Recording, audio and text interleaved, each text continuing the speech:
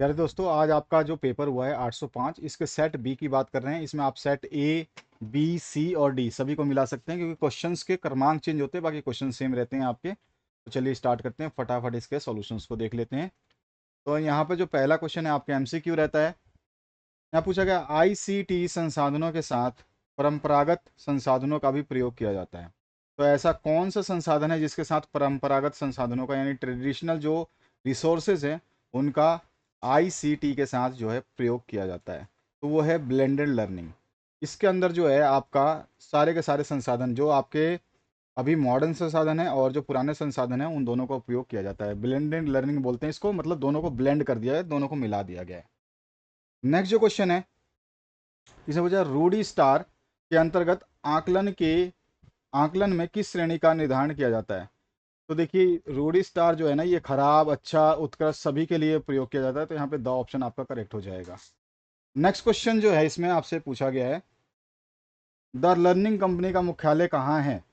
तो the learning company का मुख्यालय जो है बोस्टन अमेरिका में है। तो यहाँ पे ए ऑप्शन आपका करेक्ट हो जाता है।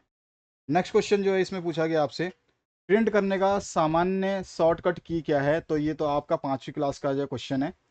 कंट्रोल प्लस पी करेंगे तो आपका प्रिंट हो जाएगा। तो ये आपका जो है कंट्रोल प्लस पी है। कंट्रोल प्लस सी करते तो कॉपी हो जाता, कंट्रोल प्लस वी करते तो पेस्ट हो जाता।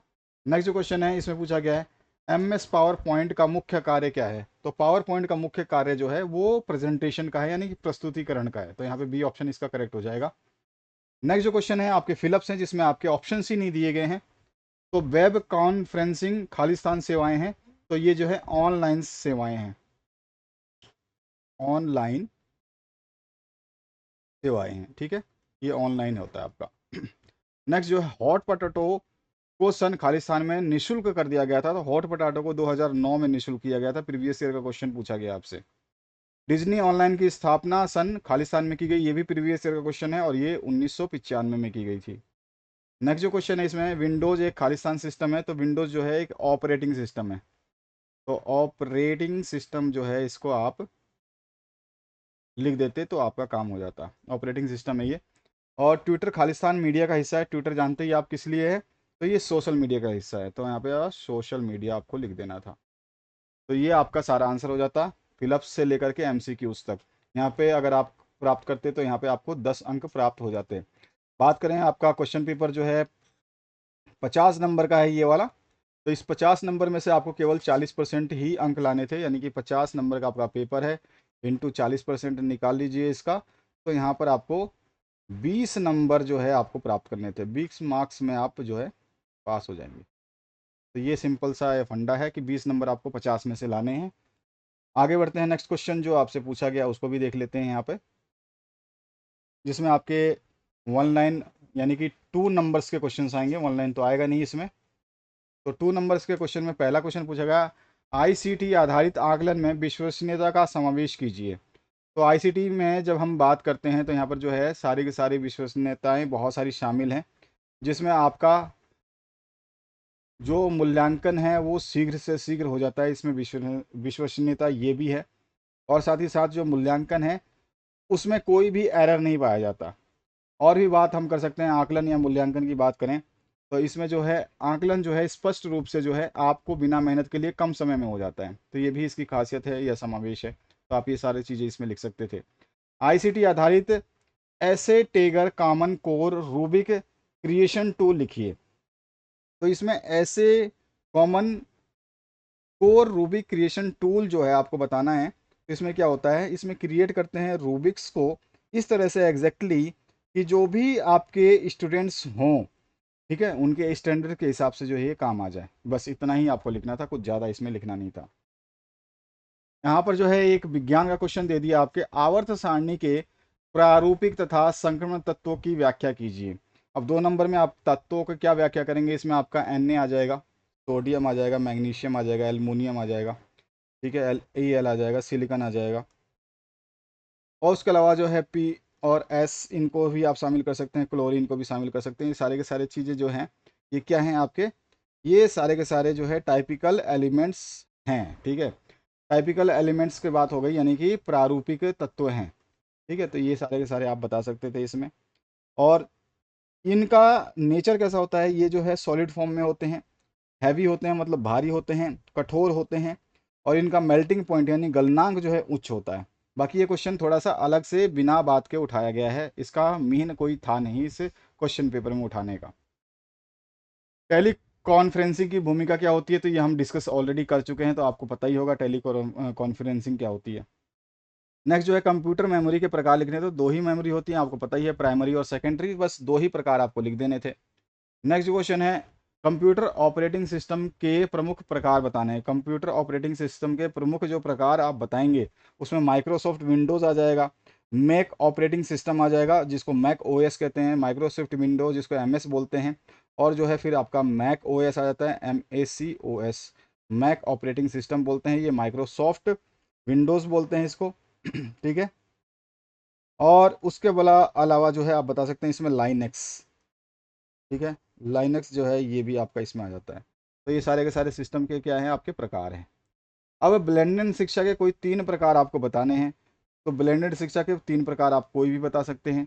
इसके बाद जो नेक्स्ट क्वेश्चन है इसी के अथवा पार्ट में दिया गया है, कंप्यूटर सहायक अनुदेशन की तीन विधियां लिखनी है, यानी कि 3 methods of computer assisted instruction, जो भी आपके इंस्ट्रक्शंस दिए जाते हैं कंप्यूटर से, वो आपको तीन विधियां लिखनी है। ठीक है। कंप्यूटर सॉफ्टवेयर की प्रमुख विशेषताएं लिखिए, तो ये भी हमने डिस्कस किया था। MS वर्ड की सामान्य विशेषताएं क्या हैं, तो भैया इसमें हम टाइपिंग कर सकते हैं, ठीक है, साथ ही साथ कोई प्रेजेंटेशन भी बना सकते हैं, और अपने डॉक्यूमेंट को जो है प्रिंटेबल फॉर्मेट में डाल सकते हैं, इजी फॉर्मेट होता है, ये बहुत सारी विशेषताएं हैं जिनको आप लिख सकते थे। करके सीखने की प्रभावशीलता की व्याख्या कीजिए, तो इस क्वेश्चन को तो हम किसी अन्य पेपर में डिस्कस कर चुके हैं, करके सीखना। कार्यशाला प्रविधि के उद्देश्य क्या हैं, तो यहाँ पे वर्कशॉप टेक्निक जो होती है उसके बारे में आपको बताना है। वर्कशॉप टेक्निक जो क्या करती है, छात्रों को जो है उत्कृष्ट सेवाएं प्रदान करती है, समझ विकसित करती है, उनका डिपेंडेंट जो है वो किसी पे ना आश्रित रहे, ये भी डिपेंडेंट मतलब ये विकसित करती है। साथ ही साथ जो छात्रों की समझ विकसित करती है। उसके अलावा वर्कशॉप में और भी बहुत सारी चीज़ें हैं जिनको आप लिख सकते थे। टेली कॉन्फ्रेंसिंग के 4 लाभ आप आसानी से बता सकते हैं, बहुत ही सिंपल सिंपल लाभ हैं इसके। और यहाँ पे आभासी प्रयोगशाला के कोई 4 उद्देश्य कौन कौन से हो सकते हैं, ये आप इसमें जनरेट कर सकते थे अपने हिसाब से। सूचना एवं संप्रेषण तकनीक आधारित कोई 4 आकलन टूल लिखिए, तो इसके बहुत सारे आकलन टूल हमने डिस्कस किए थे। इसमें अथवा में मैंने बताया था आपको ई पोर्टफोलियो के 4 लाभ क्या होते हैं, या ई पोर्टफोलियो क्या होता है। अगर आपने ई पोर्टफोलियो समझ लिया होगा तो उसके 4 लाभ आप आसानी से लिख सकते हैं। इसके बाद जो है अधिगम पैकेज के रूप में मल्टीमीडिया के कोई 5 शैक्षिक उपयोगों की व्याख्या कीजिए, तो यहाँ पे 5 कोई भी शैक्षिक उपयोग आप बता सकते थे, ठीक है ना। बहुत सारे उपयोग हैं इसके, 5 के 5 आप 5 पॉइंट लिखते 5 नंबर मिल जाते। या ई कंटेंट के कोई 5 उद्देश्य और महत्व की व्याख्या करिए, कि जो हम इंटरनेट पे जो भी कंटेंट बनाते हैं उसके क्या उद्देश्य हैं, महत्व हैं, दोनों चीज़ें हम इसमें बता सकते थे। उद्देश्य क्या है कि शीघ्र जो है उसको पहुंचाया जा सकता है, साथ ही साथ जो है वैसे ढंग से जो है इसको संप्रेषित किया जा सकता है, महत्व भी इसी तरह का लिख देंगे हम। अगला जो क्वेश्चन है इसमें आपसे पूछा गया है, सूचना एवं संप्रेषण तकनीक के समाकलन हेतु सुझाव दीजिए, तो इसमें आपके बहुत सारे सुझाव हैं जिनको आप यहाँ पे बता सकते थे, सुझाव कर सकते थे। कंप्यूटर का उपयोग अनुप्रयोग के कोई 5 क्षेत्र लिखिए, जो मैंने आपको बताया था कि कंप्यूटर का उपयोग जो है शिक्षा के क्षेत्र में, कृषि के क्षेत्र में, और जो है आपके अन्य बहुत सारे क्षेत्र में जो है हो सकता है। तो सारे क्षेत्र मैंने बताए थे, उसको विस्तृत रूप से लिखवाया था, आपने जो है इसके कर दिए होंगे आंसर्स। तो इस तरह के क्वेश्चंस थे, ज़्यादा कॉम्प्लिकेटेड क्वेश्चंस नहीं पूछे गए, सिंपल क्वेश्चंस पूछे गए थे जिनको अपने स्टैंडर्ड के हिसाब से आपको जो है लिखना था। थोड़ा सा सिलेबस से हट के क्वेश्चंस दिए गए हैं, लेकिन ऐसा क्वेश्चन नहीं है जो आप ना कर सकें। बहुत ही आसान सा पेपर था, और इस तरह का पेपर जो है आपको बहुत ही रेयरली मिलेगा देखने को, क्योंकि इसमें थोड़े क्वेश्चंस जो है घुमाए गए हैं आपको समझाने के लिए, जो पर्याप्त ऑप्शंस नहीं दिए गए इसमें। मतलब आप समझ नहीं पाएंगे कि क्वेश्चन में पूछा क्या जा रहा है, आपको लिखना क्या है, तो यहाँ पे क्वेश्चंस को थोड़ा घुमाया गया है। बाकी इस तरह के क्वेश्चंस जनरली पूछे नहीं जाते हैं। क्वेश्चंस जो भी होते हैं आईटी के, वो सारे के सारे क्वेश्चंस जो हैं बहुत ही ईजी लैंग्वेज में पूछे जाते हैं, ताकि स्टूडेंट जो है उसका जवाब दे पाए। लेकिन यहाँ पे क्वेश्चंस कुछ कुछ घुमा दिए गए हैं, बाकी उसके आंसर्स हम डिस्कस कर चुके हैं। मैंने बताया था कि आपको प्रीवियस ईयर के क्वेश्चन पेपर्स जरूर पढ़ने चाहिए, जिससे आपको जो है थोड़ा सा आइडिया मिल जाएगा कि किस तरह के क्वेश्चंस आते हैं। हमेशा प्रीवियस ईयर के क्वेश्चंस पढ़ के जाइएगा, ताकि आपको आइडिया रहे कि किस तरह के क्वेश्चंस पूछे जाते हैं। आंसर्स मैं ऑलरेडी बता चुका हूँ वीडियो के माध्यम से, पीडीएफ बच्चों ने प्राप्त कर लिए हैं, आप पढ़ सकते हैं उनको। तो इस वीडियो के हिसाब से आपने अपने नंबर मैच कर लिए होंगे, और आपको पता भी होगा कि 20 नंबर मात्र आपको प्राप्त करने थे। स्टार्टिंग के अगर आप 10 क्वेश्चन कर देते हैं तो 10 नंबर तो एमसीक्यू और फिलअप्स के ही हैं, और बाकी जो है आप 10 नंबर वैसे भी प्राप्त कर सकते हैं बड़े क्वेश्चनों से। Thank you very much, have a good day.